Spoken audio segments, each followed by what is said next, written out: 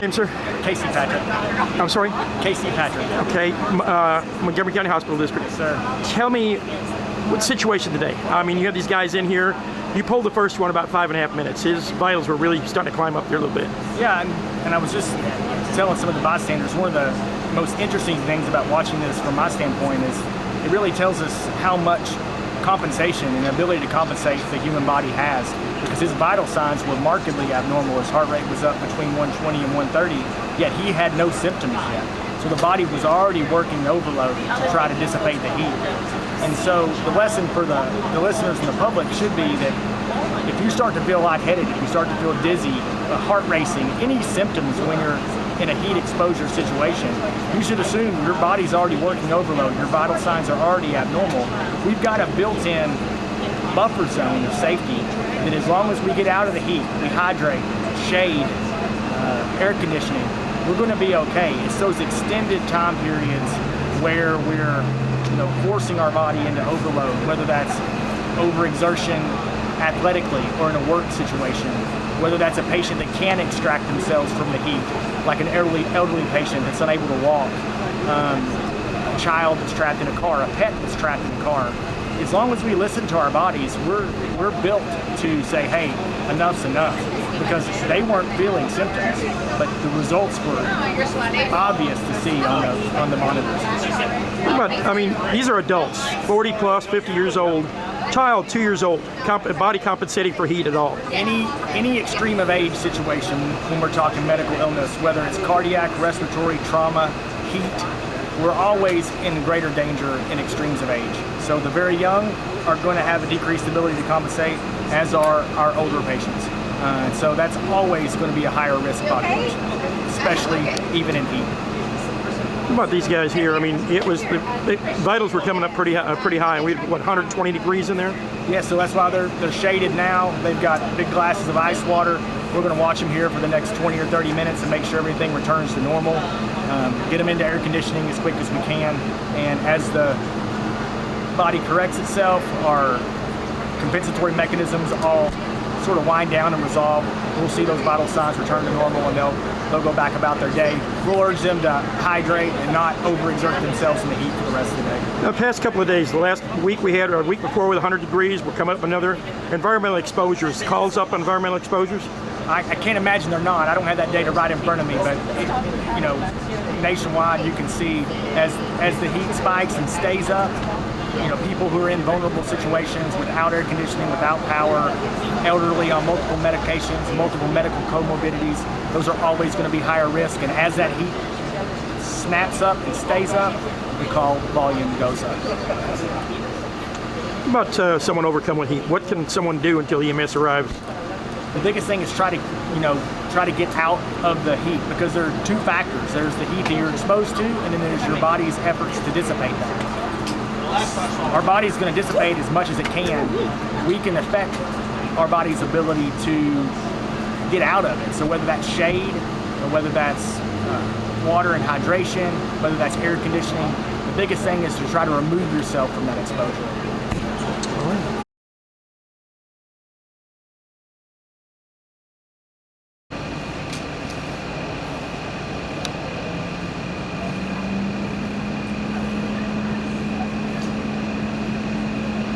Hey, check your pulse ox.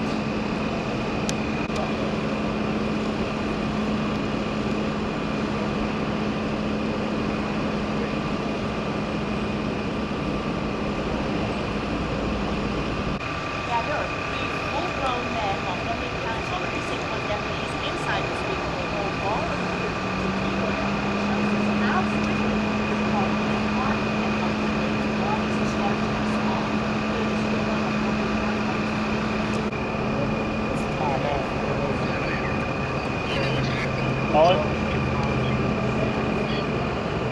Sergeant, how are you feeling?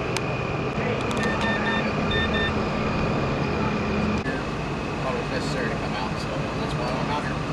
All right. Did you all think you get pulled this quickly? I did not. No, I did not. I did not.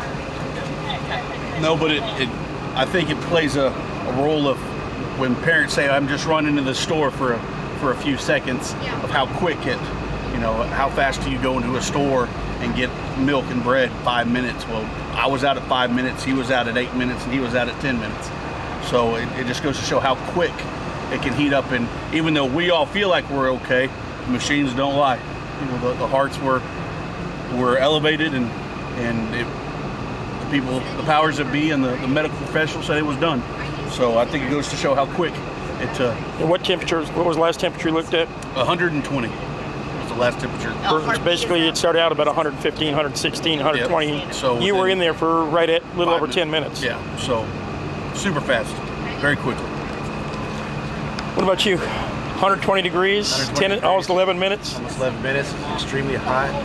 My face is flustered. I can feel it. I can feel my blood. You know, my face and blood. Feel faint or anything like that while you were in there? No, I didn't feel any pain. I was just sweating. Like you can feel your heart rate just kicking up a little bit because of the heat. It feels like, you know, your body's trying to keep up with the heat. And you can just feel it. You just become more drained. And, you know, it just gets, you start sweating.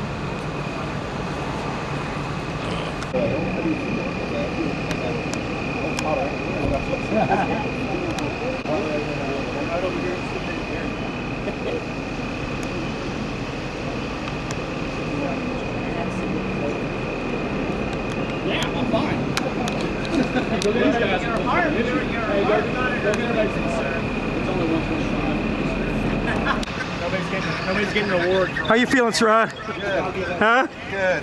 Good? A little bit warm? A little warm. It was a little hot. How many minutes for Surratt? It was 11 minutes and 50 seconds. 11:50. Okay. Oh, it was hot in there. Oh.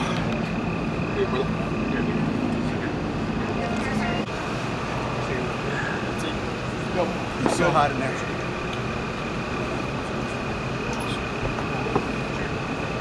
Thank you.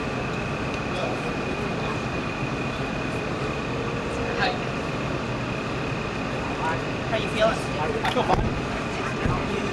8 minutes and 30 seconds. Congratulations, Zapata. You were in there for what, 8 minutes? 8.5 minutes? 8.5 minutes, almost 9 minutes, yeah. You're a firefighter, you're used to the heat. I'm used to the heat. So yeah, my body is a little more accustomed to it. One thing to remember is that children and pediatrics, their bodies do not compensate as well as an adult when it comes to this stuff. So even though my body was compensating for it, it is an important reminder that children and pediatrics, their bodies cannot compensate, and so they decompensate really quickly compared to us. 5, 4. And the other.